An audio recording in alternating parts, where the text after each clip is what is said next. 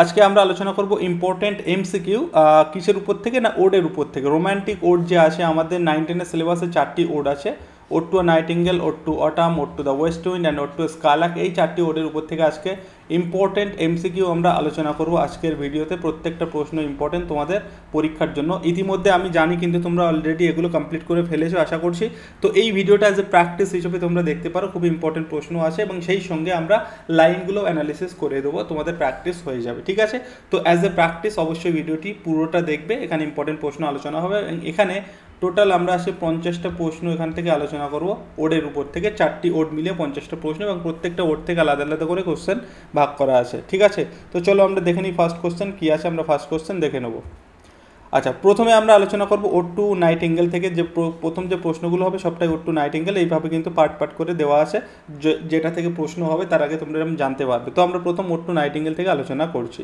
First question, in ode to nightingale the phrase light wind dried of the trees refers to. আচ্ছা, তার আগে বলে দিই এই পিডিএফ কিন্তু আমি অবশ্যই আমাদের টেলিগ্রাম গ্রুপে দিয়ে দেবো। সকলে টেলিগ্রাম জয়েন করে নেবে, সেখানে এই পিডিএফটি তোমরা পেয়ে যাবে। লিঙ্ক তোমরা পেয়ে যাবে এই ভিডিওর ডেসক্রিপশানে, লিঙ্ক পেয়ে যাবে, সেখান থেকে টেলিগ্রাম জয়েন হয়ে যাবে। এই পিডিএফ সেখান থেকে তোমরা কালেক্ট করে নেবে, অবশ্যই প্র্যাকটিস করতে পারবে। আর শুধুমাত্র পিডিএফের জন্য নয়, সেখানে কিন্তু মক টেস্টও নেওয়া হচ্ছে, তোমরা অবশ্যই সেখানে জয়েন করে যাও, সেখানে কোশ্চেন আনসারও আলোচনা হচ্ছে। ওকে, চলো। তো first question, in ode to nightingale, এই ফ্রেজটা the light wind dried of the trees refers to কী রেফার করছে? আমরা এখানে দেখেছিলাম ওড টু নাইটিঙ্গেলে, তো নাইটিঙ্গেল পাখিকে এই যে light wind dried of the trees এর সঙ্গে তুলনা করা হয়েছে। তো ড্রাইড মিনস হচ্ছে অ্যাকচুয়ালি নিম্ফ বলা হয় এটাকে, যেটাকে ট্রি নিম্ফ বলা হয় বা ওক নিম্ফ বলা হয়ে থাকে।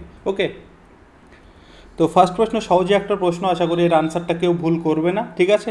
তো এখানে অ্যাকচুয়ালি আমরা এই লাইনটার মধ্যে আমরা কিডসের যে হেলেনিজম সেটা খুঁজে পাই এবং এখানে এই যে নিম্ফ বললাম, তো এটা অ্যাকচুয়ালি ট্রি নিম্ফ বা ওক নিম্ফ বলা হয়। তো এখানে দেখো অপশান প্রথমে আছে a fairy in a forest, এটা হবে না।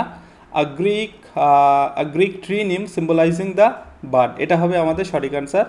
এবং দ্য স্পিরিট অফ পোয়েট্রি, এটা হবে না। The fleeting nature of love হবে না, অপশান বি হয়ে যাবে প্রথম প্রশ্নের জন্য সঠিক আনসার। আশা করি সকলে আনসার ঠিক করেছো, সহজ একটা প্রশ্ন ছিল, ঠিক আছে। চলো এবার আমরা নেক্সট কোশ্চেন দেখে নেব। Next question, in the context of the poem the nightingale song is associated with, নাইটিঙ্গেলের সংটা কিসের সঙ্গে associated? The sorrow of the lost love, a fleeting earthly pleasure, a transcendent timeless beauty, a metaphor for the poetic fame। তো এই যে নাইটিঙ্গেলের সংটা is associated with কী হবে বলো? এই কবিতায় নাইটিঙ্গেলকে থেকে দেখবো the bird song become a symbol of eternal and transcendent beauty, ঠিক আছে।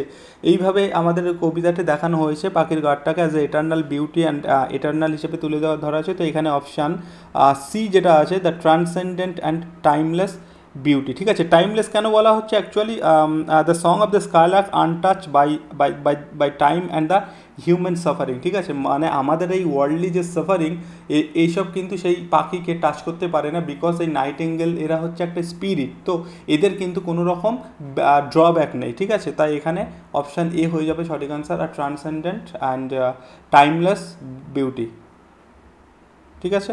Next,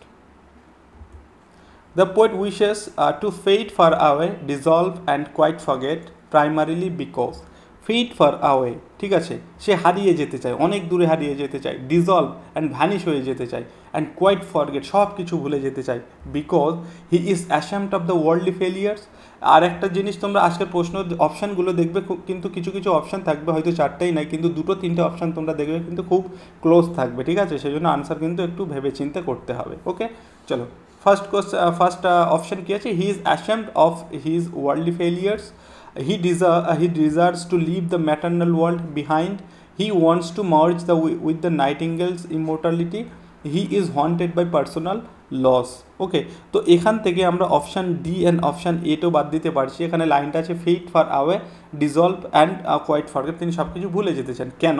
he deserves to leave the maternal world behind, এটাও হতে পারে আনসার। এবং অপশান সি দেখো, he wants to merge with the nightingale's immortality, nightingale তো একটা ইমোর্টালিটি, মানে সে একটা ইমোর্টাল বার্ড, তো তার সঙ্গে তিনি মার্জ করতে চান। এখানে তোমাদের দুটো অপশান নিয়ে কনফিউশন হতে পারে, কিন্তু এখানে অপশান আনসারটা হয়ে যাবে option B, he deserves to leave the material world behind, সে এই যে পার্থিব জগৎটাকে বিদায় জানাতে চায়, এটাকে ছেড়ে সে চলে যেতে চায়। ওকে, তো এখানে অপশান বি হয়ে যাবে সঠিক answer. Next question, Thou amongst the leaves hast never known the weariness, fever and fret, এরকম ছিল এর পরে, ঠিক আছে। যাই হোক, implies what contrast, এই লাইনটা কিসের কন্ট্রাস্ট তৈরি করছে, কি কি কন্ট্রাস্ট হচ্ছে বিটুইন, কি মানে কোন দুটো জিনিসের মধ্যে কন্ট্রাস্ট তৈরি করছে। First option between city life and country life, এটা তো মোটেও নয়। বিটুইন ইউথ অ্যান্ড এজ, এটাও হবে না। Option C between mortal sufferings and the birds carefree life, তো এটা হবে সঠিক answer option C. Between rich and poor, এটা হবে না। তো এখানে actually the contrast is between human suffering and the carefree and eternal song of the nightingale, ঠিক আছে। তো এখানে কিন্তু সেই কন্ট্রাস্টের কথা বলা হয়েছে। তো এটা অ্যাকচুয়ালি এই মোর্টাল সাফারিং অ্যান্ড বার্ডের যে কেয়ার ফ্রি এবং তার যে এটার্নাল সং, তার মধ্যে একটা কন্ট্রাস্ট তৈরি করেছে এই লাইনটার মাধ্যমে, ঠিক আছে। ওকে, তো অপশান সি হয়ে যাবে এই প্রশ্নের জন্য সঠিক আনসার। অ্যাকচুয়ালি কী বলেছে লাইনটা যদি আমরা দেখি, আমরা অ্যানালিসিস করেছিলাম যখন টেক্সট অ্যানালিসিস, তখন এটা বলেছিলাম, thou amongst the leaves has never known, বলছে নাইটিঙ্গেল তুমি তো সেই পাখি যে কিনা তুমি থাকো কোথায়, তুমি এই পৃথিবীতে থাকো না, তুমি থাকো বনে জঙ্গলে থাকো, তুমি তোমার পৃথিবীতে থাকো, তাই তুমি এখানকার এই যে ওয়েরিনেস, হ্যাঁ ক্লান্তি, তারপরে ফিভার, ডিজিজ অ্যান্ড ফ্রেট, এরকম একটা ওয়ার্ড ছিল, তো এইগুলো তোমাকে টাচ করতে পারে না, মানে এই মানে ওয়ার্ল্ডলি পৃথিবীর যেসব সমস্যা, যেসব অসুখ বিসুখ তোমাকে টাচ করতে পারে না, কারণ তুমি অন্য জগতে থাকো, ঠিক আছে। তাই এখানে অপশান বি সি হবে সঠিক আনসার, একটা কন্ট্রাস্টের কাজ করছে, ঠিক আছে। Next, what is the effect of the allusion to Ruth in the poem, এই পোয়েমে আমরা রুথের পরিচয়, মানে রুথকে পেয়েছি, দেখেছি যে এই রুথ যখন কাজ করে মাঠে, তখন এই নাইটিঙ্গেলের সং তার সেই ভারাক্রান্ত হৃদয়কে সোলেস করে, শান্তি দেয়। তো রুথকে অ্যাকচুয়ালি, এই রুথ হচ্ছে, আমরা রুথ সম্পর্কে এটাও বলেছিলাম, এগুলো ভালো করে টেক্সট যারা পড়েছে তারা জানো। রুথ কি, রুথ হচ্ছে একদম মোয়াব সম্প্রদায়ের মেয়ে, ঠিক আছে, যার বিয়ে হয়ে যায় এবং সে বিয়ে হয়ে যাওয়ার পরে তার স্বামী মারা যায়, ঠিক আছে, এবং তারপরে তার সেই স্বামী মারা যাওয়ার পরে সে যখন বোয়াজ নামক এক ব্যক্তির ক্ষেতে কাজ করতো, পরবর্তীকালে যদিও সেই তার সঙ্গে তার এই রুথের বিয়ে হয়, তো সেই ক্ষেতে যখন কাজ করতো, ঠিক আছে, তখন তার মধ্যে একরকম হোম সিকনেস কাজ করতো, বা তার এই যে স্বামীর জন্য একরকম মানে ব্যথা অনুভব হতো হৃদয়, তখন এই ভারাক্রান্ত হৃদয়কে সোলেস করতো কে, এই নাইটিঙ্গেলের সং, ঠিক আছে। তো সেই কনটেক্সটটা এখানে আছে। তো এটা প্রশ্নটা বলছে what is the effect of the allusion to Ruth in the poem, তো এই অ্যালিউশনের এফেক্টটা কি, it evokes the theme of romantic love, মোটেও নয়, এটা রোম্যান্টিক লাভ না। It reflects the poet's desire for home, এটাও নয়। It universalises human sorrow and loneliness, এটা হবে সঠিক answer option C. It adds biblical authority, এটাও নয়, ঠিক আছে। তো এটা কিন্তু একটা অ্যালিউশন, অবশ্যই মাথায় রাখবে। তো অপশান সি হয়ে যাবে সঠিক answer. Next, which theme is not central to the poem, এই পোয়েমে কোন, এই চারটি থিমের মধ্যে কোন থিমটা এই পোয়েমের সঙ্গে যায় না। স্কেপিজম, অবশ্যই স্কেপিজম যায়, আমরা কিডসকে অ্যাজ এ স্কেপিস্ট জানি, ঠিক আছে। আর্টিস্টিক ইমোর্টালিটি, অবশ্যই এর মধ্যে ইমোর্টালিটির ব্যাপার আছে, ঠিক আছে। তারপরে লস অফ চাইল্ডহুড ইনোসেন্স, এটা কি আছে, নেই, ঠিক আছে, এটা নেই। ট্রানজিয়েন্স অফ হিউম্যান লাইফ, এটাও আছে। তো অপশান, আচ্ছা এখানে আমি ক্রস কেন দিলাম, এটা হবে অ্যাকচুয়ালি আমাদের আনসার, ঠিক আছে, মানে এটা হবে অপশান সি, ঠিক আছে, মানে নেই বলেছে এখানে, নট সেন্ট্রাল, মানে এদের মধ্যে কোনটা থিম নয়, তো option C. Next, the line do I awake or sleep implies, শেষের লাইন, ঠিক আছে। তো এই শেষের লাইনের দিকে কি বলছে, কি ইমপ্লাই করছে এই লাইনটা, বলছে আমি কি জেগে আছি নাকি ঘুমাচ্ছি। Keats is confused after a nap, ঠিক আছে, মানে সে একটু ঘুমের পরে যেন কনফিউজড হয়ে যাচ্ছে। The boundary between dream and reality is blurred, ঠিক আছে, ড্রিম এবং রিয়ালিটি বাস্তবতার মধ্যে যে বাউন্ডারিটা সেটা হচ্ছে ব্লাড, অস্পষ্ট। The he is drunk and disoriented, সে ড্রাঙ্ক অ্যান্ড ডিসওরিয়েন্টেড, এটা তো মোটেও নয়। The bird has hypnotised him, bird তাকে হিপনোটাইজ করেছে, অ্যাকচুয়ালি বার্ড হিপনোটাইজ করেনি, বার্ডসের সং তাকে হিপনোটাইজ করেছে, ঠিক আছে। তো কী হবে এখানে সঠিক আনসার বলো। তো এখানে আমরা যদি ভালো করে দেখি, এই যে প্রথম অপশানটা এটা হচ্ছে না এবং অপশান সি এটাও হচ্ছে না।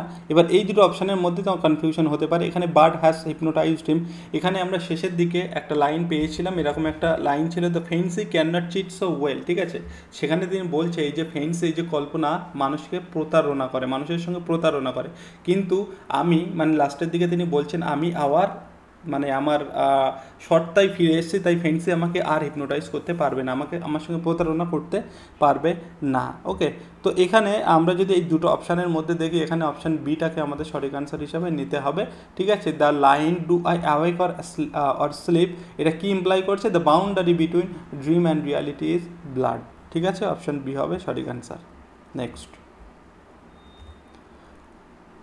Kids use of negative capability is best described. Negative capability এই টার্মটা কিন্তু জন কিটসই আবিষ্কার করেন, ঠিক আছে, জন কিটসের তৈরি, ঠিক আছে। নেগেটিভ ক্যাপাবিলিটি কি? এই নেগেটিভ ক্যাপাবিলিটি, নেগেটিভ ক্যাপাবিলিটি একটা কনসেপ্ট, ঠিক আছে, যে কনসেপ্টের সাহায্যে একজন পোয়েট, যিনি অনিশ্চয়তা, রহস্য এবং সন্দেহের মধ্যে মোটামুটি ডাউটফুল কোনো বা রহস্যজনক কোনো বিষয়ের মধ্যে তিনি স্বস্তিতে থাকতে পারেন, ঠিক আছে, এবং জোর করে কোনো যুক্তি বা বাস্তব ব্যাখ্যার দিকে তিনি ধাবিত হতে চান না, এটাকে একটা নেগেটিভ ক্যাপাবিলিটি বলা হয়। তো এখানে বলছে Keats use of negative capability is best reflected, কোথায় রিফ্লেক্ট হয়েছে? The firm conclusions of immortality, the deliberate ambiguity and contradictions, option B হবে সঠিক আনসার। দ্য ডেলিভারেট অ্যাম্বিগুইটি, অস্পষ্টতা অ্যান্ড কন্ট্রাডিকশনস, ঠিক আছে। The moral lessons of the poem, এটা হবে না। The logical structure of his argument, এটাও হবে না। তো নেগেটিভ ক্যাপাবিলিটিটা এখানে আছে, the deliberate ambiguity and contradictions. Clear? Next, what does the phrase leaden eyed despair? Leaden eyed মানে ভারাক্রান্ত চোখ, ঠিক আছে। ল্যাডেন্ট আইট, দুঃখে ভারাক্রান্ত চোখ, refers to physical blindness, a personification of deep sorrow and leaden eyed. ভারাক্রান্ত চোখ কখন হয়? চোখ ছলছলে একটা ব্যাপার কখন হয়ে থাকে? অবশ্যই এটা সহজ একটা প্রশ্ন। ফিজিক্যাল ব্লাইন্ডনেস এখানে এর দ্বারা বলছে দ্য পোয়েটস ড্রাগড স্টেট, এটাও বলছে না। Slow overcoming the poet, sleep overcoming the poet, এটাও না। এটা হবে option B, personification of deep sorrow and hopelessness. এর মধ্যে ডিপ সরো এবং হোপলেসনেসকে পার্সনিফাই করা হয়েছে, ঠিক আছে, অপশান বি হবে সঠিক আনসার। নেক্সট,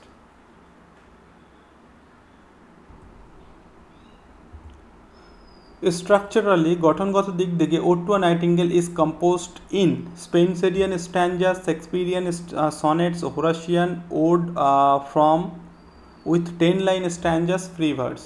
তো এই যে আমরা যে ওড টু আ নাইটিঙ্গেল, ঠিক আছে, এটা একটা ওড, এটা আমরা বলতে পারি এটা রোমান ওড, ঠিক আছে, রোমান ওড, বা এর আর একটা নাম হচ্ছে হোরাসিয়ান ওড। ওডের কিন্তু অনেক ভাগ আছে, ঠিক আছে, হোরাসিয়ান ওড আমরা এটাকে বলতে পারি। তো এখানে তোমরা দেখবে যে এখানে বলেই দিয়েছে 10 লাইন স্ট্যাঞ্জা, টোটাল 8টা স্ট্যাঞ্জা আছে এখানে, টোটাল 8টা স্ট্যাঞ্জা, এবং 8টা স্ট্যাঞ্জাতে 10টা করে লাইন আসে, ঠিক আছে। তার মানে 8 × 10 = এখানে কিন্তু 80টা লাইন আসে। 8টা স্ট্যাঞ্জা, লাইন 10টা করে, 8 × 10 80টা লাইন আসে এখানে। এবং এর যদি রাইম স্কিম আমরা দেখি, রাইম স্কিম হচ্ছে এরকম, এ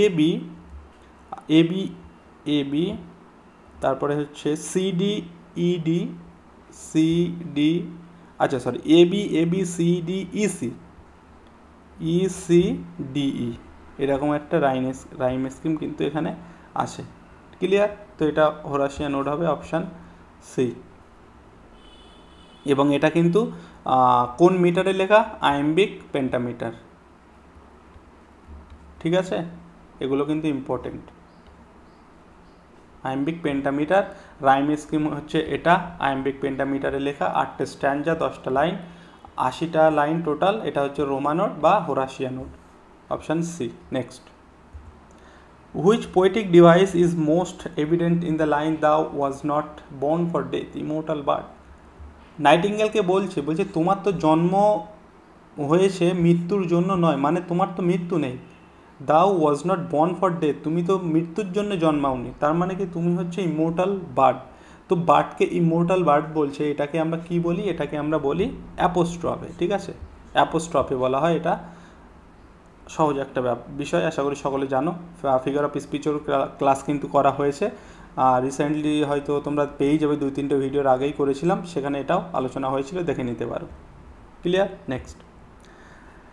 নেক্সট হচ্ছে what is the significance of the hemlock mention in the first stanza. এই হেমলকের প্রসঙ্গটা আমরা ফার্স্ট স্ট্যাঞ্জাতে পেয়েছিলাম, ফার্স্ট স্ট্যাঞ্জাতে হেমলক পেয়েছিলাম। তো এটার সিগনিফিকেন্স কি, এখানে আমি এটা তোমাদের হোমওয়ার্ক দেবো, কারণ এখানে অপশানগুলো তোমরা যদি দেখো ক্লোজ আছে, ঠিক আছে, অপশানগুলো কিন্তু ক্লোজ আছে। তো আনসারটা কিন্তু খুব ভেবে চিনতে দেবে, এটা তোমাদের হোমওয়ার্ক। অবশ্যই সবাই কমেন্ট করবে 12 দাগের কোনটা আনসার, এরকম দাগ নাম্বার দিয়ে আনসার করবে, ঠিক আছে। এটা কিন্তু অবশ্যই আনসার করবে সকলে। 12 দাগটা হোমওয়ার্ক। আর আগের দিনে তোমাদের একটা হোমওয়ার্ক ছিল, মানে ফ্রেশ থেকে ক্লাস করেছিলাম, ফ্রেশ থেকে, ঠিক আছে, ফ্রেশ থেকে একটা ক্লাস করেছিলাম, সেখানে একটা তোমাদের হোমওয়ার্ক দিয়েছিলাম। অনেকেই আনসার দেখলাম, অনেকেই ভুলভাল করেছে, আবার কিছুজন দেখলাম ঠিকই করেছে। ওখানে কোশ্চেনটা আমার কী ছিল ঠিক মনে পড়ছে না, তোমরা চাইলে একবার দেখে নেবে। ওটার কিন্তু আনসার ছিল, ওটা ছিল প্রিপোজিশনাল ফ্রেজ আনসার হবে, ঠিক আছে, প্রিপোজিশনাল ফ্রেজ। অনেকেই অনেক রকম আনসার করেছে দেখছিলাম, যাই হোক। আর এটারও আনসার আমি বলে দেবো, নেক্সট ক্লাসে দরকার আলোচনা হবে। তো এটা কিন্তু সবাই তোমরা আনসারটা করবে কী হবে। নেক্সট, আচ্ছা, নেক্সট পয়েন্ট, প্রশ্নে যাওয়ার আগে তোমাদের একটুখানি বলে দিই, আর কিন্তু টাইম নেই, ঠিক আছে। তোমরা এখনও যারা প্রিপারেশান নিচ্ছ, তাদের প্রিপারেশান আরও ভালোভাবে করতে হলে আমাদের এই কোর্স জয়েন করতে পারো, ক্রাশ কোর্স। এখানে কমপ্লিট গাইডেন্স তোমার দেওয়া হবে, ফুল সিলেবাস তোমাকে কমপ্লিট করানো হবে, ঠিক আছে। প্রত্যেকটা টপিকের উপর আমরা ভিডিও অ্যানালিসিস দিয়ে থাকি, লাইন বাই লাইন, সেখানে অ্যানালিসিস তুমি পেয়ে যাবে। তারপরে সেখান থেকে ডেসক্রিপটিভ নোটস পাবে, সেখান থেকে এমসিকিউ পাবে, একদম এক্সাম ওরিয়েন্টেড, প্লাস সেখান থেকে অনলাইনার পাবে, ওকে। তারপরে সেখান থেকে তোমরা অনলাইন মক টেস্টও দিতে পারবে, প্রত্যেকটা টপিকের উপর mock test, mixed mock test, তারপরে ফুল লেন্থ মক টেস্টও কিন্তু আছে। ফুল সিলেবাস অনুযায়ী তোমার সব কিছু হয়ে থাকবে। তারপরে তোমরা এই যে ডেসক্রিপটিভ পিডিএফটা পাবে, এখানে তোমরা বাংলা ইংলিশে নোটস পাবে, তোমাদের বোঝার সহজার্থে তোমরা বাংলাতেও পেয়ে যাবে, ঠিক আছে। কারণ নেওয়ার দরকার হলে এই হোয়াটসঅ্যাপ নাম্বারে অবশ্যই মেসেজ করবে, ফোন করবে না, হোয়াটসঅ্যাপ করবে। ক্লিয়ার? আর যাদের প্রিপারেশান খুব ভালো, তাদের কিন্তু অবশ্যই প্র্যাকটিস করতে হবে। প্র্যাকটিসের জন্য তোমাদের ব্যাচ আছে, মক টেস্ট ব্যাচ আছে, এখানেও জয়েন করতে পারো। তোমরা প্রচুর মক টেস্ট এখানে পেয়ে যাবে, টপিক ওয়াইজ পাবে, মিক্সড পাবে, ফুল লেন্থও পেয়ে যাবে, পুরো সিলেবাস অনুযায়ী মক টেস্ট হবে একদম। এর মধ্যে কিন্তু গ্রামারও ইনক্লুড থাকবে, সব কিছুই থাকবে। এবং মক টেস্ট শেষে তোমরা তোমাদের স্কোর দেখতে পাবে, কোনটা আনসার সঠিক পাবে। তারপরে তোমরা এখান থেকে আনসার কি হিসাবে পিডিএফটাও পেয়ে যাবে, যেখানে প্রশ্ন সবই থাকবে, ঠিক আছে। আর যে ব্যাচের কথা বললাম, ওই ব্যাচ যারা নেবে তাদের এই মক টেস্টটা নেওয়ার দরকার নেই, কারণ এই মক টেস্ট ওই ব্যাচের মধ্যেই ইনক্লুড থাকবে, ঠিক আছে। চলো নেক্সট আমরা এবার দেখব, আমরা ওড টু নাইটিঙ্গেল থেকে প্রশ্ন দেখলাম, এবার আমরা দেখব ode to the west wind থেকে বেশ কিছু প্রশ্ন এবার আলোচনা করব, ইম্পর্টেন্ট যেসব প্রশ্নগুলো, ঠিক আছে।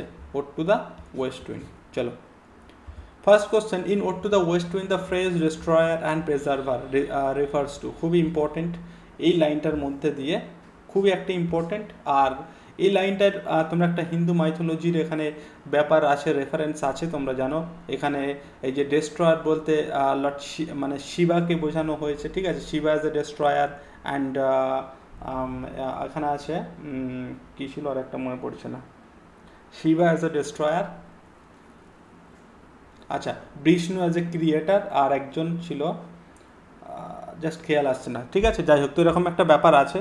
তো এখানে in ode to the west টুঙ্গেলে যে রেস্টুরেন্ট প্রিজার্ভার কী রেফার্স করছে, the poetic contradictory emotions, the paradoxical nature of the west wind, the dual role of nature in human history, ঠিক আছে, the Christian idea of God, এটাও হবে না, এটাও হবে না। Option the poet's contradictory emotion, সেটাও হবে না। অপশান বি হবে সঠিক আনসার। এর মধ্যে একটা প্যারাডক্সিক্যাল ব্যাপার আছে, ঠিক আছে। প্যারাডক্স যারা জানো খুব ভালো করে, এক ধরনের ফিগার অফ স্পিচ আমরা আলোচনা করেছিলাম, যেখানে তোমাকে মনে হবে একটা দুটোর মধ্যে, মানে আপাত দৃষ্টিতে মনে হবে এরা একে অপরের বিপরীত, কন্ট্রাডিক্টরি আইডিয়া, কিন্তু ভালোভাবে ভাবলে এদের মধ্যে অন্তর্নিহিত একটা মিনিং থাকবে। তো এখানে সেটাই দেখো, ডেস্ট্রয়ার অ্যান্ড প্রিজার্ভার, ঠিক আছে। যে ওয়েস্ট উইন্ড ডেস্ট্রয় করছে, ডেস্ট্রয়ারকে বলা হচ্ছে, তাকে আবার বলছে প্রিজার্ভার। তো ডেস্ট্রয়ার করে সে নতুন কিছু আবার ডিস্ট্রয় কেন করছে জানে, সেখান থেকে নতুন কিছুর আবার রিজেনারেশন হয়, তাই এটা paradoxical. And nature of the west wind হবে সঠিক answer, option B. Next, which of the following best describes the tone of the first stanza. First stanza বা ফার্স্ট ক্যান্টো, এখানে টোটাল 5টা ক্যান্টো আছে, এবং 5টা ক্যান্টোতে টোটাল আমরা জানি প্রত্যেক একটা ক্যান্টো আবার আমরা যেটাকে বলতে পারি সনেট, 14টা করে লাইন আছে, ঠিক আছে, 5টা ক্যান্টো 14টা করে লাইন আছে। তো এখানে বলছে ফার্স্ট ক্যান্টোতে, ফার্স্ট বা স্ট্যান্জা বা ফার্স্ট ক্যান্টোতে কি বলছে, টোনটা কেমন ছিল, romantic and serene, melancholic and passive, powerful and reverent, satirical and ironic. তো ফার্স্ট ক্যান্টোর আমরা টোনটা দেখবো অবশ্যই পাওয়ারফুল, সেখানে ব্যাপার আছে, ওয়েস্ট উইন্ড ডিস্ট্রয় করছে, ঠিক আছে, প্রিজার্ভ করছে, এবং সে তারপরে সেখানে রেভিরেন্টেরও ব্যাপার আছে, ওয়েস্ট উইন্ডকে সম্বোধন করা হচ্ছে ও ওয়াইল্ড ওয়েস্ট উইন্ড। তো এটার টোনটা কিন্তু হবে powerful and reverent, option C. In stanza 2 বা canto 2, the imagery of angels of rain and lightning portrays, angels of rain and lightning actually কাকে বলা হয়েছে, এটা ক্লাউডসকে বলা হয়েছিল, তাই তো, ক্লাউডসকে বলা হয়েছিল। তো এটা একটা মেটাফোর। তো এখানে কি পোর্ট্রেস করছে, দ্য ডিস্ট্রাকটিভ পাওয়ার অফ ওয়ারের কোনো এখানে বিষয় নেই, the religious blessing of rain, রিলিজিয়াসের কোনো বিষয় নেই, the supernatural force of storms, option C হয়ে যাবে সঠিক answer. The industrial revolution effects, এটাও নেই। এই আমাদের যে শেলি, ঠিক আছে, তিনি এখানে এই angels of rain and lightning এর দ্বারা কী পোর্ট্রেট করেছেন, the supernatural force of storm. Okay, এখানে অ্যাকচুয়ালি এই যে দ্য স্টর্ম ক্লাউডস যে বা clouds are personified as angels, okay, suggesting divine or supernatural energy in nature's fury. Okay, তো এখানে অপশান সি হয়ে যাবে সঠিক অ্যান্সার। এবার আমরা যাব next question. The poet wishes to be a dead leaf, a swift cloud and a wave. এই সিকোয়েন্সগুলো কিন্তু মনে রাখবে, এখান থেকে কিন্তু প্রশ্ন আসতে পারে, ঠিক আছে, dead leaf, Swift cloud and a wave, এই সিকোয়েন্সগুলো এইভাবে মনে রাখবে, এগুলো কিন্তু ইম্পর্টেন্ট প্রত্যেকটা কবিতার ক্ষেত্রে। এখানেও আছে, যেমন আমরা ফার্স্ট স্ট্যান্ডাতে পেয়েছিলাম বা ফার্স্ট ক্যান্টোতে পেয়েছিলাম ইয়েলো অ্যান্ড পেল and black and hectic red, এরকম সিকোয়েন্সগুলো কিন্তু মাথায় রাখবে, ঠিক আছে। The poet wishes to be a dead leaf, a swift cloud, প্রথমে ডেড লিফের কথা বলছে, তারপরে সুইফট ক্লাউড অ্যান্ড তারপরে হচ্ছে ওয়েভ। টু এক্সপ্রেস সুসাইডিয়াল থটস, এটা হবে না। স্কেপ আর্থলি ডিউটিস, এটাও হবে না। Unite with the west wind's power, celebrate natural beauty. তো এটা অ্যাকচুয়ালি ইউনাইট করতে চাইছেন তিনি, এগুলোর দ্বারাই ওয়েস্ট উইন্ডের সঙ্গে ইউনাইট করতে চাইছেন, এবং ওয়েস্ট উইন্ডের যে ফোর্স, সেই পাওয়ার তিনি নিজের মধ্যে ফিল করতে চাইছেন। তাই এটা হবে option C, unite with the west wind's power, ঠিক আছে। Next, in canto 4, in canto 4 the poet refers to himself as, first ক্যান্টোতে ক্যান্টো 1-এ ছিল কি, ওয়েস্ট উইন্ডের এফেক্ট, প্রভাব ছিল কিসের উপর, ল্যান্ডের উপরে। সেকেন্ড ক্যান্টোতে, ক্যান্টো এখানে হচ্ছে ল্যান্ড হবে। সেকেন্ড ক্যান্টো 2-তে ছিল কোথায় ছিল, স্কাইতে, ঠিক আছে। অ্যান্ড 3-তে ছিল, ক্যান্টো 3-তে ছিল সিতে, মেডিটেরেনিয়ান সি। এবং ক্যান্টো 4 এবং ক্যান্টো 5 এই দুটো, এই তিনটে হচ্ছে ন্যাচারাল ফেনোমেনার উপরে, এবং এই দুটোর মধ্যে আমরা মিক্সড রিয়াকশান মতো দেখবো, এবং এখানে কবির পার্সোনাল কিছু ব্যাপার আমরা বা পার্সোনাল কিছু ওপিনিয়ন এই দুটো স্ট্যান্ডার মধ্যে আমরা লক্ষ্য করতে পারি, ঠিক আছে। তো এখানে canto 4 the poet refers to himself as, canto 4-এ তিনি কি নিজেকে কী হিসেবে রেফার্স করেছেন, ক্যান্টো 4-এ তিনি বলেছেন টেমলেস, সুইফট অ্যান্ড প্রাউড। এটাও কিন্তু সিকোয়েন্স মনে রাখবে, টেমলেস, সুইফট অ্যান্ড প্রাউড। তিনি বলেছেন যে ওয়েস্ট উইন্ডের যে পাওয়ার, সেই পাওয়ার যখন তিনি বয়হুডে ছিলেন, তাই সেই বয়হুডেও কিন্তু তার পাওয়ার ওয়েস্ট উইন্ডের মতো ছিল, তখনও তিনি ওয়েস্ট উইন্ডের মতো টেমলেস, সুইফট অ্যান্ড প্রাউড ছিলেন, যেটা এখন তার আর নেই। তাই তিনি ওয়েস্ট উইন্ডের কাছে প্রে করছেন, ঠিক আছে, যে ওয়েস্ট উইন্ড যেন তাকে তার সঙ্গী করে নেয়, তিনি যেন এই পাওয়ারগুলো আবার আগের সেই হারিয়ে যাওয়া ক্ষমতাগুলো যেন আবার ফিরে পান। সেগুলো আমরা টেক্সট অ্যানালিসিসে খুব আলোচনা করেছি, এখন অত দূর যাব না। এখন আমাদের প্রচুর প্রশ্ন আছে। তো এখানে বলছে final line, if winter comes can spring be far behind, এটা একটা রেটোরিক্যাল কোয়েশ্চেন। কি সাজেস্ট করছে এর দ্বারা? The inevitability of poetic success, despair about the cold season, hope for political revolutions and regeneration, nature's cycle of war and peace. Hope for political revolution and regeneration. তিনি আশা করেছেন political revolution, এটার change হবে, একটা বিবর্তন আসবে, ঠিক আছে। তিনি সেই এবং ফার্স্ট স্ট্যান্জাতেই বলেছিলেন যে মানে পুরনো যেসব কাস্টম রীতিনীতি প্রথা আছে সেগুলো যেন ওয়েস্টউইন্ড এসে সেগুলোকে মানে নষ্ট করে দিয়ে, ডিস্ট্রয় করে দিয়ে সেখানে যেন নতুন করে আবার নতুন কিছু সৃষ্টি করে দেবে, ঠিক আছে। এখানে if winter comes can spring be far behind, এখানে একরকম হোপ তিনি দেখতে পাচ্ছেন, আশা দেখতে পাচ্ছেন।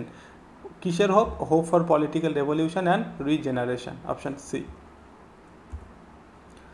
The leaves in canto 1 symbolise, canto 1-এর লিভস কী সিম্বলাইজ করছে? যেখানে তিনি দেখেছিলেন, এক্ষুনি আমরা বলছিলাম যে লিভসগুলো যেন সেই এর মতো কাজ করছে, ওয়েস্টউইন্ড কাজ করছে যারা ভূত তাড়ায়, এনচ্যান্টারের মতো কাজ করছে ওয়েস্টউইন্ড, আর লিভসগুলো ভূতের মতো আচরণ করছে। এনচ্যান্টারকে দেখে লিভসগুলো ভূত যেমন পালায়, তেমন ওয়েস্টউইন্ডকে দেখে সেই ডেড লিভসগুলো বা ড্রাইড লিভসগুলো যেন পালিয়ে যাচ্ছে, তাদেরকে তাড়িয়ে নিয়ে চলে যাচ্ছে।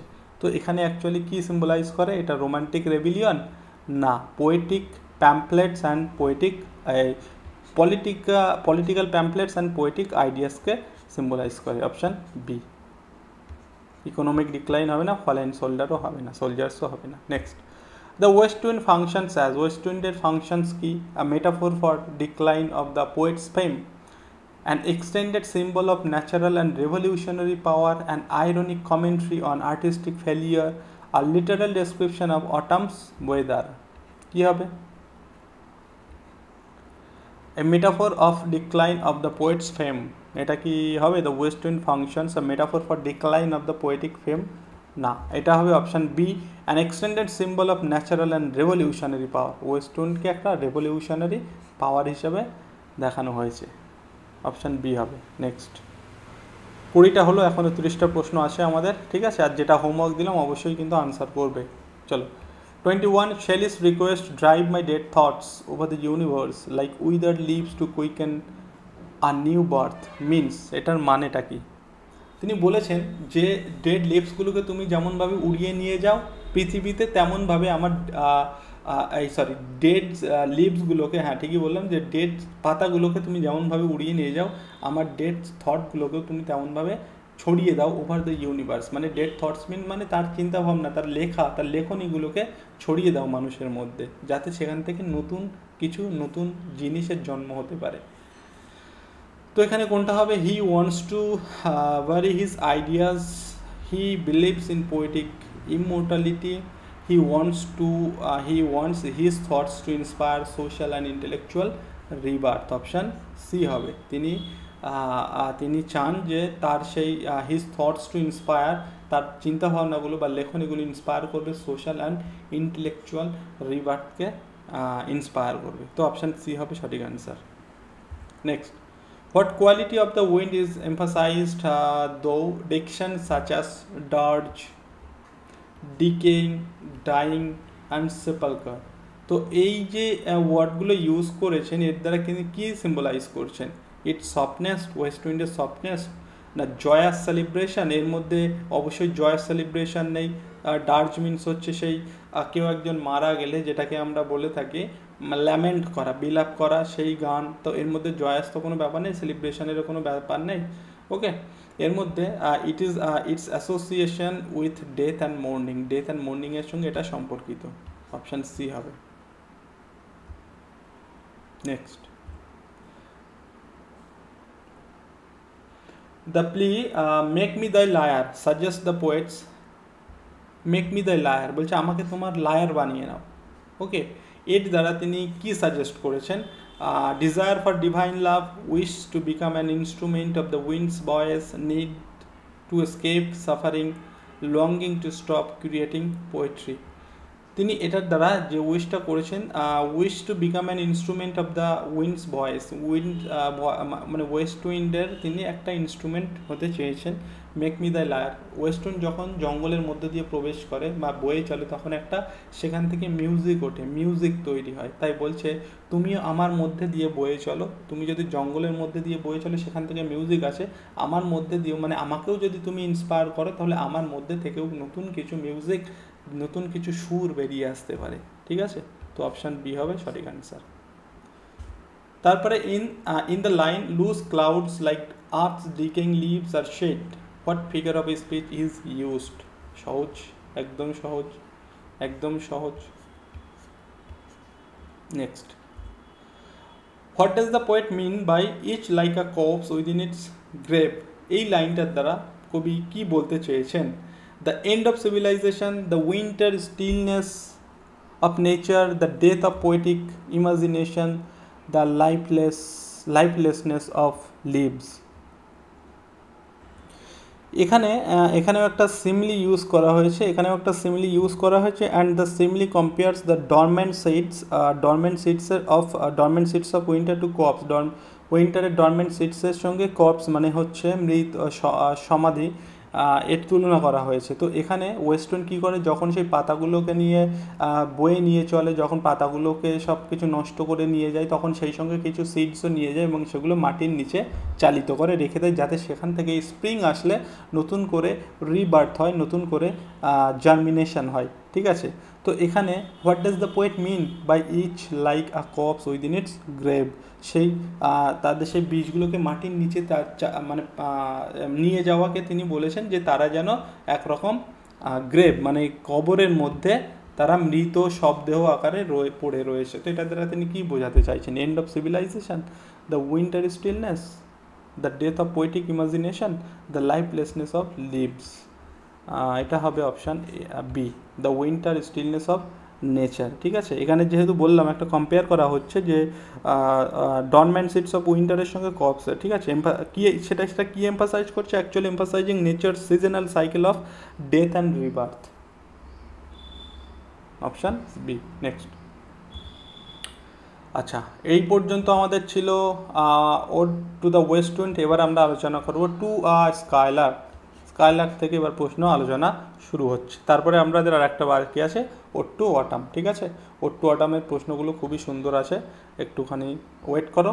প্রত্যেকটা প্রশ্ন কিন্তু ইম্পর্টেন্ট। যারা দেখছো অবশ্যই একটা করে লাইক করবে, অবশ্যই কিন্তু লাইক করবে, কারণ তোমরা লাইক করলে আমি তাড়াতাড়ি আরও ভিডিও আনতে ইন্সপায়ার হব। ঠিক আছে, লাইক করবে, কমেন্ট করবে, আর হোমওয়ার্কটা অবশ্যই করবে, আর অবশ্যই কিন্তু লাইক করতে হবে। ঠিক আছে, সঙ্গে শেয়ার করবে। দেখো কোশ্চেন নাম্বার 26, আমাদের 25টা হয়ে গেল, এখন 25টা প্রশ্ন বাকি আছে। Okay, Shelley calls the skylark blithe spirit rather than a bird because, তিনি স্কাইলার্ককে দেখেছেন একটা স্পিরিট হিসাবে। ঠিক আছে, ব্লিথ স্পিরিট মিনস হচ্ছে জয়া স্পিরিট হিসেবে, রাদার দ্যান একটা বার্ড।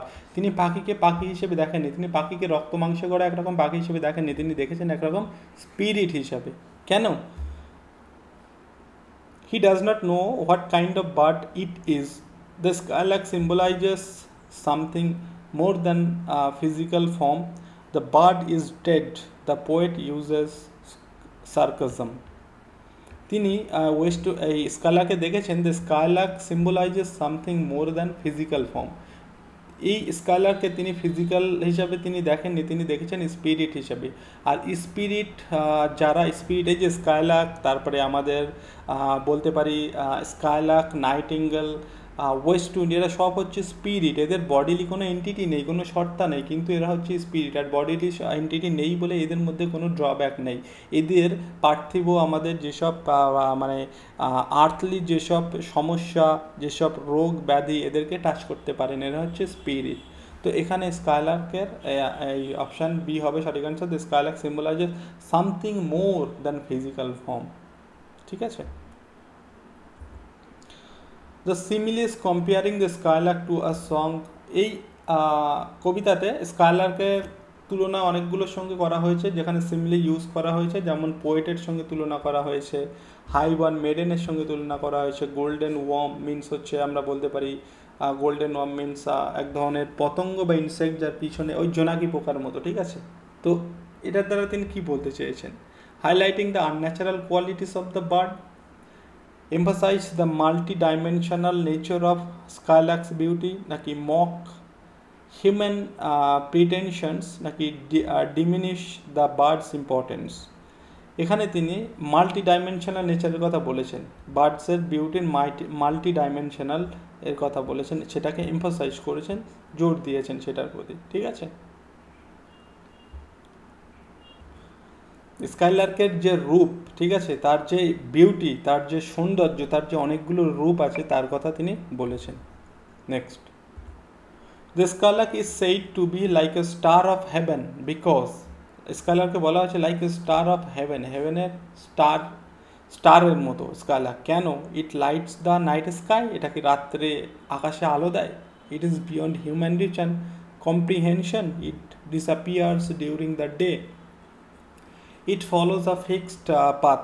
এই অপশানটা আমরা হবে না, কিন্তু এখানে it disappears during the day নাইটিঙ্গেলের সঙ্গে কিন্তু এই স্কাইলার্কের সঙ্গে কিন্তু এটারও অনেক সময় এরকম কথা বলা হয়েছে, মানে এরকম বলা হয়েছে যে আকাশে যেমন মর্নিং স্টার যেমন আকাশে সূর্য ওঠার সঙ্গে সঙ্গে তার আলোটা ম্লান হয়ে যায়, কিন্তু সে কিন্তু আকাশে আছে, তেমনই স্কাইলার্কের গান কিন্তু আমরা শুনতে পাই, হয়তো তাকে দেখতে পাই না, কিন্তু আকাশে কিন্তু সেই স্কাইলার্ক থাকে, ঠিক আছে। এরকম একটা রেফারেন্স আছে, কিন্তু এখানে আমাদের এই অপশানটা আনসার হবে না, আমাদের এখানে অপশান হবে B, it is beyond human reach and comprehension, মানুষের বোঝার বাইরে এই স্কাইলার্ক, ওকে।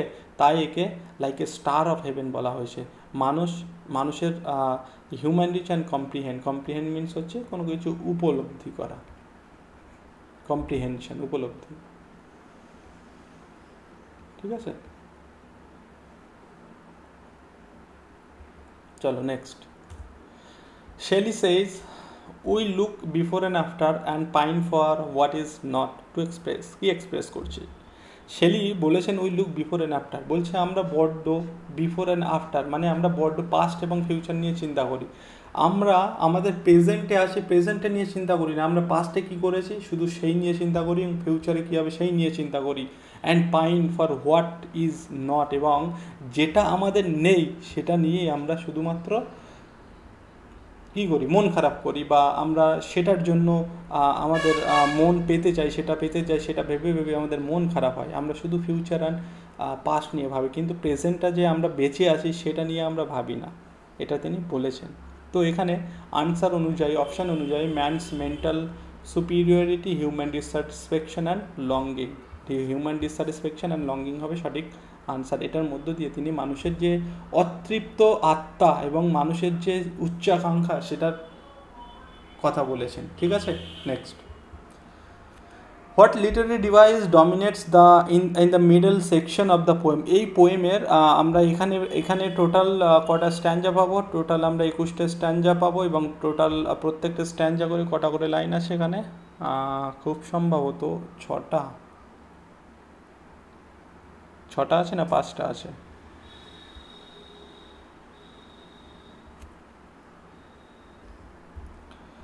পাঁচটা করে খুব সম্ভবত লাইন আছে এখানে, ঠিক আছে। 5টা করে লাইন আছে, একটুখানি দেখে নেবে, আমার কনফিউশন হচ্ছে, 5টা করেই হবে। তো এখানে 21 × 5 আমরা যদি করি সমান 105টা লাইন আছে এখানতে, ঠিক আছে। তো মিডিল সেকশানে, মিডিলের দিকে আমরা কোন লিটারি ডিভাইস পাবো? Allegory, antithesis, extended simile, satirical digression. এখানে আমরা সিমিলি পাবো, অনেকগুলো সিমিলি ইউজ করা হয়েছে স্কাইলার্কের তুলনা করার জন্য, ঠিক আছে। Next, the skylark is ultimately seen as a symbol of, ultimately স্কাইলার্ককে কিসের সিম্বল বলা যেতে পারে? Revolutionary energy. রেভলিউশনারি এনার্জি আমরা ওয়েস্ট উইন্ডকে বলতে পারি, তাই তো, এটাকে আমরা ওয়েস্ট উইন্ডকে বলতে পারি। The unattainable ideal of pure artistic inspiration, এটা একটা আর্টিস্টিক ইন্সপিরেশন অবশ্যই। The cruelty of nature, the burden of knowledge, option B হবে এখানে একদম ঠিকঠাক answer. The unattainable ideal of pure artistic inspiration, ঠিক আছে। Skylark is a symbol of inspiration, poetic inspiration আমরা বলতে পারি, and it is a symbol of pure joy, ecstatic joy, beauty, এগুলো হতে পারে। Next, Shelley asks the Skylark two teach him half the gladness, বলছে তোমার মধ্যে যে গ্লাডনেস আছে, যে আনন্দে তুমি গান গাও, তার হাফ আমাকে শেখাও অন্তত। It knows in order to, impress other poets, write hymns. তিনি বলেছেন, এখানে বলছে হাফ আমাকে শেখাও। কেন? কারণ বলছে তুমি যদি আমাকে হাফ শেখাও, তুমি যেভাবে গান গেয়ে চলেছো তার যদি হাফটাও যদি আমি শিখতে পারি, তাহলে আজকে যেমন আমি তোমার গান শুনছি, তুমি যদি আমাকে হাফ শেখাও, তাহলে সেখান থেকে ইনফ্লুয়েন্স হয়ে আমি আরও ভালো ভালো গান লিখতে পারবো, মানে কবিতা লিখতে পারবো। এবং তার ফলে আমি যেমন আজকে তোমাকে শুনছি, পরবর্তীতে পৃথিবীর লোকজন, পৃথিবীর মানুষ, তারা আমাকে চিনবে, আমার কবিতা শুনবে, আমার গান শুনবে। তাই তুমি আমাকে তোমার যে গ্লাডনেস আছে তার হাফ আমাকে শেখাও। ওকে, তো এখানে অপশান অনুযায়ী ইমপ্রেস আদার পোয়েটস, না win the favour of nature, না escape the pains of old age, না write hymns of praise that could move the world. সেখান থেকে ইন্সপায়ার হয়েছে কিছু হিমস লিখতে পারবে, মানে হচ্ছে প্রশংসামূলক স্তুতি বা গান আমরা বলতে পারি। বিশেষ করে এটা প্রশংসামূলক গান, যেটা গডের উদ্দেশ্যে লেখা হয়ে থাকে, ঠিক আছে। তো সেখান থেকে আমি সেরকম কিছু লিখতে পারি যেটা মুভ দ্য ওয়ার্ল্ড, যেটা পৃথিবীকে নাড়িয়ে দিতে পারে। The mood of the poem can be best described. এই যে স্কাইলার্ক কবিতার মুডটা কেমনভাবে আমরা বলতে পারি? Cynical and mournful, joyous, joyful and yet yearning, peaceful and static, bitter and mocking. Joyful, অবশ্যই joyful, and joyful yet yearning, একটা আকাঙ্ক্ষার মধ্যে আছে। ওই যে একটুখানি আগেই আমরা বললাম, এই যে teach me half the gladness. Okay, option B হবে সঠিক answer for the question number 33। চলো নেক্সট, পিডিএফ টেলিগ্রামে অবশ্যই জয়েন করবে, টেলিগ্রাম থেকে পিডিএফ কালেক্ট করে নেবে, ঠিক আছে। The skylark song is metaphorically described as, স্কাইলারকে সংটাকে আমরা মেটাফরিক্যালি কীভাবে ডিসক্রাইব করতে পারি? ক্রাই অফ ওয়ার, এখানে ওয়ারের প্রসঙ্গই নেই। এ ফ্লাড অফ সানশাইন, আ বাম for political unrest, a symbol of chaos. বলো এবার এই দুটোর মধ্যে কোনটা হবে সঠিক আনসার? স্কাইলারকে আমরা কীভাবে নিতে পারি? পোয়েটিক বাম ফর পলিটিক্যাল আনরেস্ট নাকি ফ্লাড অফ সানশাইন?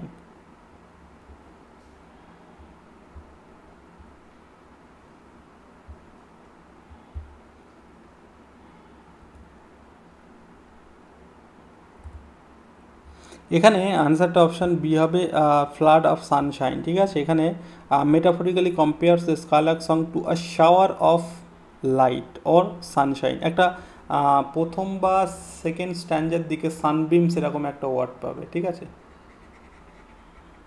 সানবিমস মানে সেই সূর্য আলোকের মধ্য দিয়ে, মানে তার যে আপওয়ার্ড মুভিংটা সূর্য আলোক ভেদ করে যাচ্ছিলো, এরকম একটা রেফারেন্স ছিল। তো এখানে অ্যাকচুয়ালি ফ্লাড অফ সানশাইন হবে, অপশান বি হবে সঠিক answer. The skylark song is metaphorically described as flood of Sunshine. Next, the closing line of the poem express, এই কবিতার ক্লোজিং লাইনটা কি এক্সপ্রেস করে? রিজেকশন অফ নেচার,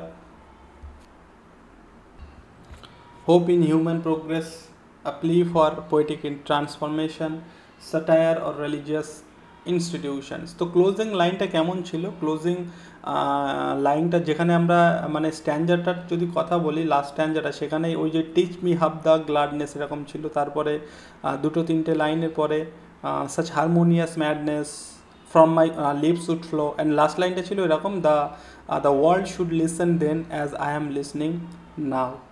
ওকে, তো এটা কি এক্সপ্রেস করে? এটা এক্সপ্রেস করে রিজেকশন অফ নেচার, না হোপ ইন হিউম্যান প্রোগ্রেস, না a plea for poetic transformation. Option C. Next,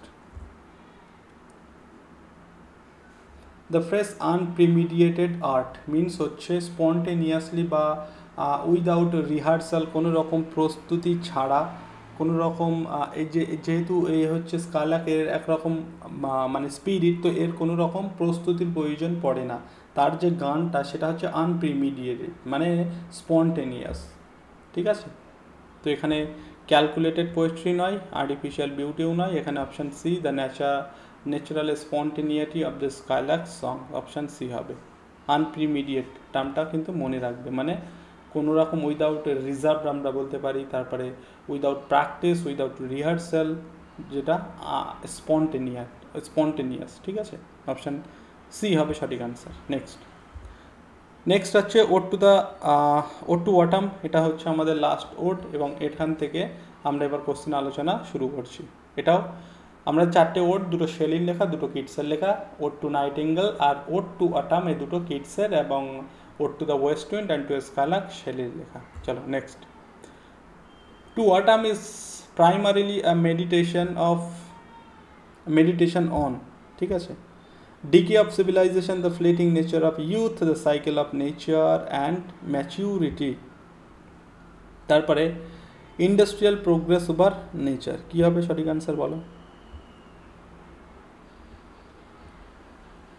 এখানে অ্যাকচুয়ালি এই কবিতার মধ্যে একটা ন্যাচারাল সাইকেলকে বোঝানো হয়েছে, ন্যাচারাল সাইকেল অফ গ্রোথ, হ্যাঁ, রাইপেনিং, ইভেনচুয়াল ডিক্লাইন, এরকম দেখানো হয়েছে। সেই অনুযায়ী আমরা এখানে অবশ্যই অপশান সিটা আনসার নেব, the cycle of nature and maturity. The structure of to autumn is best described at বলছে টু অটাম বা ওড টু অটামের স্ট্রাকচারটা কেমন, কি ডেসক্রাইব করে সেটা। আর 3 পার্ট সনেট সিকোয়েন্স, 3 পার্ট, 3টে স্ট্যান্ডা তো আছে, এটা ঠিক। আর সিঙ্গেল পিন্ডারিক ওড, না এটা পিন্ডারিক ওড নয়, এটা একটা হোরাসিয়ান ওড ইন 311 লাইন স্ট্যান্ডা। হ্যাঁ, এটা হচ্ছে একটা হোরাসিয়ান ওড যার 3টে স্ট্যান্ডা আছে এবং 3টে স্ট্যান্ডাতে টোটাল 11টা করে লাইন আছে, সমান সমান 33 লাইনস আছে এই ওডের মধ্যে। তো অপশান সি হবে সঠিক অ্যান্সার। ক্লিয়ার? আর ব্যালাড রিটেন ইন কোয়াট্রেন্টস সেটা হবে না। The dominant sensory imagery in the first stanza, first স্ট্যান্ডাতে অনেকগুলো ইমেজারি আছে এবং এই শুধু ফার্স্ট স্ট্যান্ডা না, পুরো পোয়েমটা জুড়ে আমরা অনেকগুলো ইমেজারি দেখতে পাবো। Sensory imagery in the first stanza is visual, first স্ট্যান্ডাতে যে ইমেজারিটা আছে তেমন সেটা কেমন, visual and auditory. Visual imagery তো আছে কিন্তু অডিটরি না, অডিটরিটা কোথায় আমরা লাস্টের দিকে দেখবো অডিটরিটা। ট্যাকটাইল অ্যান্ড থার্মাল না, অলফ্যাক্টরি মানে যেটা আমাদের অ্যাকচুয়ালি নাক রিলেটেড, গাস্টেটরি না, এটা আমাদের হবে visual and tactile, option D হবে সঠিক আনসার। ঠিক আছে, the dominant sensory imagery of the first stanza is tactile and visual and tactile. কেন এটা বোঝা গেল তো, ভিজুয়াল অ্যান্ড ট্যাকটাইল আমরা কেন বলবো। অ্যাকচুয়ালি এখানে প্রচুর আমরা ভিজুয়াল তো ইমেজারি বুঝতেই পারছেন, ট্যাকটাইল অ্যাবান্ডেন্স অফ নেচার আমরা এখানে প্রচুর দেখেছি, যেখানে আমরা মোস, হ্যাঁ, তারপরে cottage, trees, plum, hazel shells এইগুলো পেয়েছিলাম, তো তাই জন্য এটা ট্যাকটাইলও হবে, অপশান ডি হবে সঠিক answer. Next, the tone of the second stanza is best describe. Second স্ট্যান্ডাটা যেখানে আমরা দেখেছি ওয়েস্ট উইন্ডকে অ্যাজ এ রিপার দেখানো হয়েছে, পার্সনিফাই করা হয়েছে অ্যাজ এ রিপার, তো সেই স্ট্যান্ডাটার টোনটা কেমন হবে? Reverent and solemn, languid and reflective, angry and critical, playful and romantic. Reverent and solemn নয়, অ্যাংরি তো মোটেও নয়, প্লেফুল অ্যান্ড রোম্যান্টিক নয়, অপশান বি হবে ল্যাঙ্গুইড অ্যান্ড রিফ্লেকটিভ। ঠিক আছে, ল্যাঙ্গুইড মিনস হচ্ছে টায়ার্ড, আমরা বলতে পারি টায়ার্ড অ্যান্ড রিফ্লেকটিভ, যেখানে দেখানো হয়েছে সে কেয়ারলেসলি বসে আছে, ঠিক আছে, মাঠের মধ্যে, এবং তার চুলটা হালকা উড়ে বেড়াচ্ছে অ্যাজ এ মানে উইনোয়িং উইন্ডের দ্বারা। তো এখানে অপশান বি হবে সঠিক answer. Next, which of the following best represents the personification of autumn. এই লাইনগুলোর মধ্যে কোনটার মধ্যে অটামের সব থেকে ভালো পার্সনিফাই করা হয়েছে? ও ব্রিমড ওভার দেয়ার ক্লামি সেলস, এটা তো সেই মৌমাছিদের সেলকে বোঝানো হয়েছে, তো এখানে এটা নয়। The red breast whistles from its garden croft, the swell gourd and plump the hazel shells, sitting carelessly on a granary floor. ঠিক আছে, সেকেন্ড স্ট্যান্ডাতে এটাকে দেখানো হয়েছিল, সে সিটিং কেয়ারলেসলি বসে আছে অনেক গ্রানারি ফ্লোর, সেই ফ্লোরে যে গ্রানারি ফ্লোর মিনস হচ্ছে যে একটা মনে করে একটা হাউস টাইপের যেখানে ফসল তোলা হয়, এবং সেই হাউসের ফ্লোরে অটামকে দেখানো হয়েছে যে সিটিং কেয়ারলেসলি, সে কেয়ারলেসলি বসে আছে। তো এটাই হচ্ছে সবথেকে ভালো পার্সনিফিকেশন এদের মধ্যে, option B. Next, what does the line the hair soft lifted by winnowing wind suggest. এই যে উইনোয়িং উইন্ডের দ্বারা সে বসে আছে এবং তার চলগুলো হালকা হালকা উড়ে চলেছে, এটা কি সাজেস্ট করছে? The goddesses of autumn is moving, এখানে একটা গডেসেসের রেফারেন্স তোমরা পাবে সেরেস, CERE, সেরেস, সেরেস, যাকে আমরা বলি goddesses, Roman goddesses of harvest, এটা মনে রাখবে একটু, হ্যাঁ, সেরেস। তো এখানে the what does the line the hair soft lifted by winnowing wind suggest the goddesses of autumn is moving, the wind is personified as a lover, sensual tenderness and natural movement, the loss of summer. Option C হবে সঠিক answer. Next, the final stanza focuses on, final stanza কিসের প্রতি focus করছে, যেখানে আমরা দেখব final স্ট্যাঞ্জাতে বিভিন্ন রকম পতঙ্গ এবং তাদের সাউন্ড এবং তারা কোথায় কোথায় বিলং করে এরকম আমরা দেখব। সেখানে আমরা দেখেছিলাম লাস্ট স্ট্যাঞ্জাতে আমরা দেখেছি যে ফার্স্টে কী ছিল বলো তো, ফার্স্টে ছিল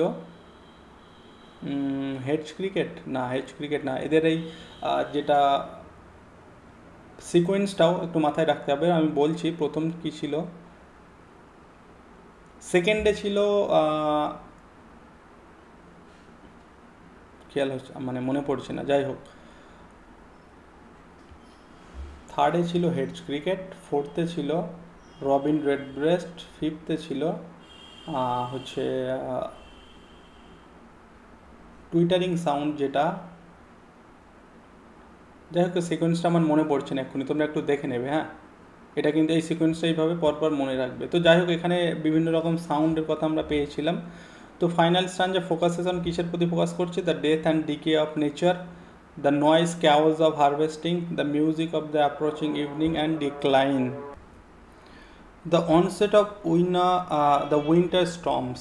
তো এখানে ফাইনাল স্ট্যাঞ্জা ফোকাস করছে যে মিউজিকের উপরে, বিভিন্ন music of approaching evening and declining, ঠিক আছে, ইভিনিংয়ে সেই বিভিন্ন রকম মিউজিক, ফার্স্টে যেটা বললাম ফার্স্টে, আচ্ছা হ্যাঁ মনে পড়ছে, ফার্স্টে যেটা ছিল ন্যাটস অ্যান্ড মোনফুল সাউন্ড, ঠিক আছে, ন্যাটস অ্যান্ড মোনফুল সাউন্ড, এবং তারপরে ছিল ল্যাম্বের bleating sound, gnats and mournful sound, ল্যাম্বের ব্লিটিং সাউন্ড, তারপরে এখানে আমরা পাবো হেডস ক্রিকেট, তারপরে এখানে রবিন রেডব্রেস্টের হুইসলিং সাউন্ড, এবং এখানে হচ্ছে আর সোয়ালো টুইটারিং সাউন্ড। ওকে, তো এখানে অপশান সি হবে সঠিক অ্যান্সার।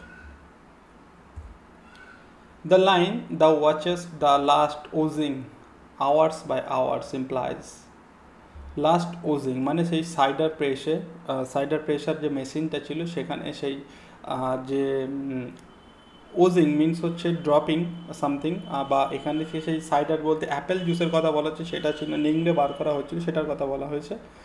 তো সেটা ওয়াচেস দেখছিল, দ্য লাস্ট মানে লাস্ট বিন্দু পর্যন্ত, লাস্ট ড্রপ পর্যন্ত সেটা দেখছিল, আওয়ার্স বাই আওয়ার্স, ঘন্টার পর ঘন্টা সময় নিয়ে। এবং যেখানে একটা ফ্রেজ ছিল patience look, with patience look, এরকম একটা ফ্রেজও ছিল যতদূর মনে পড়ছে। তো এটা কি ইমপ্লাই করে, a metaphor for boredom, a symbol of fertility and patience, a symbol of fertility and patience, অবশ্যই অপশান বি হয়ে যাবে সঠিক অ্যান্সার, ঠিক আছে। এখানে সেই slow dripping of cider is a metaphor actually for, এখানে সাইডারকে অ্যাজ এ মেটাফর ইউজ করা হয়েছে for fertility, richness and calm acceptance আমরা বলতে পারি। তো সেই অনুযায়ী অপশান বি হবে সঠিক answer. Next, which romantic theme is most evident in the poem, কোন রোম্যান্টিক থিমটা এই কবিতার মধ্যে মোস্ট এভিডেন্ট, সুপারন্যাচারাল ফোর্স, না এখানে সুপারন্যাচারাল ফোর্সের কিছু নেই, এসকেপিজম থ্রু ইমাজিনেশন, এসকেপিজমের কোনো ব্যাপার নেই, এসকেপিজম ছিল nightingale, reverence for natural cycle and beauty, এখানে একটা ন্যাচারাল সাইকেল বোঝানো হয়েছে, অবশ্যই ন্যাচারাল সাইকেল এর মধ্যে বোঝানো হয়েছে, অ্যাকচুয়ালি এটাই হবে সঠিক অ্যান্সার, অপশান সি হয়ে যাবে সঠিক answer for the question number 45, ঠিক আছে। নেক্সট, লাস্টের দিকে চলে এসেছি আমরা, what is the poetic function of question, where are the songs of spring, last time যাতে আমরা এটা পেয়েছিলাম, বলছে কোথায় সেই স্প্রিংয়ের সং, কোথায় স্প্রিংয়ের গান কোথায়, এটার দ্বারা কোন ফাংশনটাকে বোঝাচ্ছে, মানে এখানে স্প্রিংয়ের সঙ্গে বোঝাচ্ছে, বাট সেটা স্প্রিংয়ের সং বলতে আমরা বলতে পারি সেখানে স্প্রিংয়ের সঙ্গে আমরা নাইটিঙ্গেলের সং শুনতে পারি, হ্যাঁ। তারপর হচ্ছে কাক্কুর সং এখানে পেতে পারি।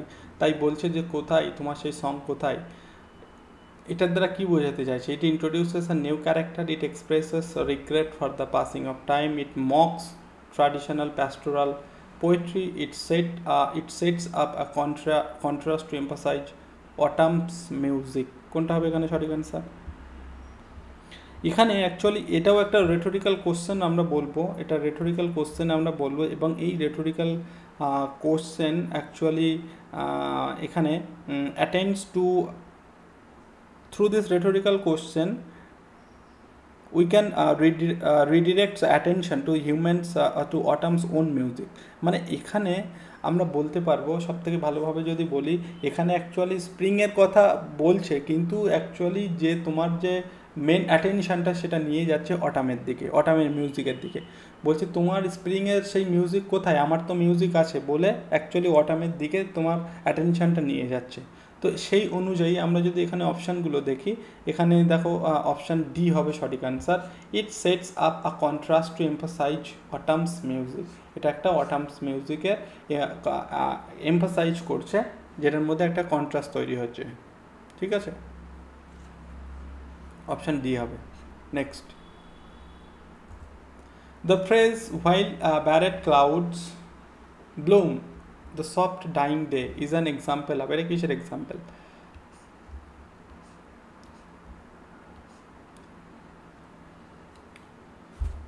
the barred clouds bloom the soft dying day,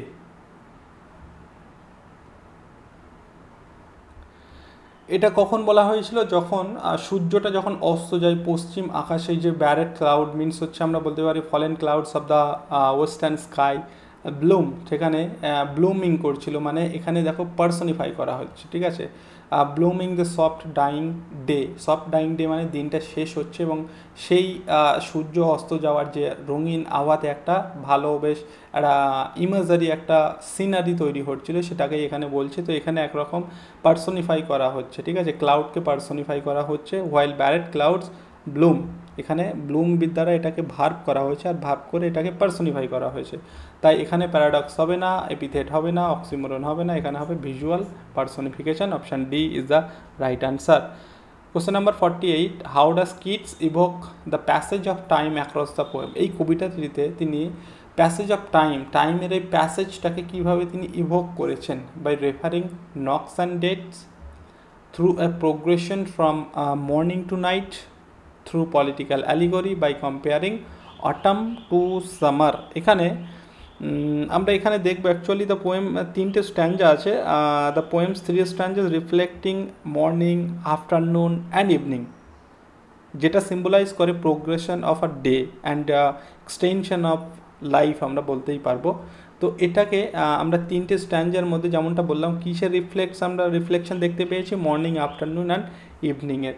সেই ক্ষেত্রে এইটা আমরা আনসার নেব অপশান বিটা আমরা আনসার নেব, through a progression from morning to night, ঠিক আছে। Next, question number 49, to autumn departs from Keats own odes, departs from Keats other odes. এই অটাম কবিতাটা কিডসের অন্যান্য ওডের দিক থেকে কোন দিক থেকে আলাদা?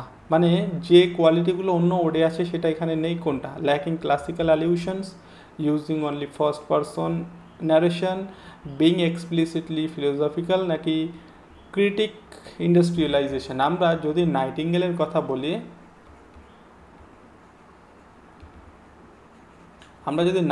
কথা বলি, এখানে নাইটিঙ্গেলের ক্ষেত্রে আমরা অনেকগুলো অ্যালিউশন পেয়েছি, ঠিক আছে। এখানে আমরা অ্যালিউশন পেয়েছি কিসের? মেনার্ড, MEAENAD হবে খুব সম্ভবত, স্পেলিংটা একটু চেক করে নিও, Maynard.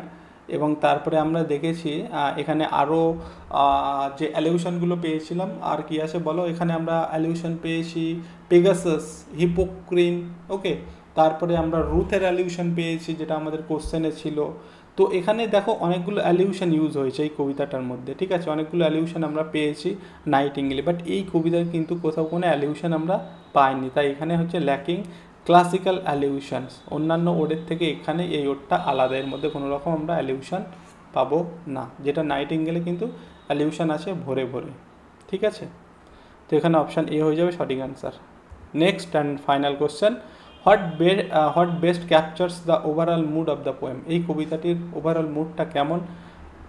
ডেসপেয়ারিং and cynical, jubilant and triumphant, tranquil and accepting, fretful and uncertain। এটা পুরো মুডটা যদি আমরা বিচার করি, ট্রাঙ্কুইল একটা মুড আছে এর মধ্যে, শান্ত একটা মুড আছে, অ্যান্ড অ্যাকসেপ্টিং। ঠিক আছে, অপশান সি হয়ে যাবে সঠিক আনসার। তো এই ছিল মোটামুটি আজকে আমাদের ওর থেকে 50টা প্রশ্ন, কার কত হলো সেটা অবশ্যই জানাবে, আর অবশ্যই যাওয়ার আগে একটা লাইক করে যাবে। ঠিক আছে, আর হোমওয়ার্কটা কিন্তু সকলে আনসার করবে। আবার দেখা হচ্ছে তোমাদের সঙ্গে অন্য কোনো ভিডিওতে। চলো আজকে এখানেই শেষ করছি।